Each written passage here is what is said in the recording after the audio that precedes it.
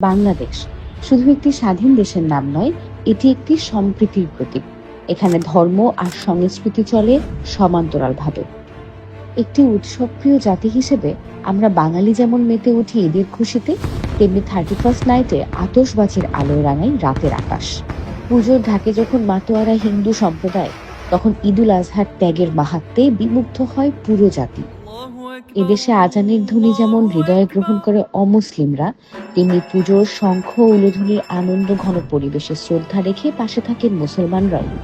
এটাই আমাদের বাংলাদেশ, ছোট্ট এক ভূখণ্ড, অথচ হৃদয়টা বিশাল।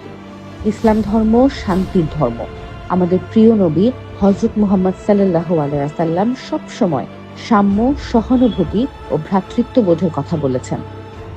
তিনি ধর্মভেদে নয়, মানুষ হিসেবে মানুষকে সম্মান করতে শিখিয়েছেন। পহেলা বৈশাখ বাংলা সনের প্রথম দিন। সম্রাট আকবরের সময় বাংলা সন চালু হয়েছিল খাজনা আদায়ের সুবিধার্থে। আর সেই থেকেই শুরু হয় বৈশাখের প্রথম দিনটিকে আনন্দ আর নতুনত্বের প্রতীক হিসেবে উদযাপন করার। এটা ধর্ম নয়, শিল্পের চর্চা, আমাদের লালিত সংস্কৃতির বহিঃপ্রকাশ। ইউনেস্কো এটিকে intangible cultural heritage of humanity হিসেবে স্বীকৃতি দিয়েছে। আসুন, নতুন স্বাধীনতা পাওয়া এই দেশে ভেদাভেদের দেয়াল না তুলে হাত ধরে গড়ে তুলি ঐক্য, সম্প্রীতি আর ভালোবাসা।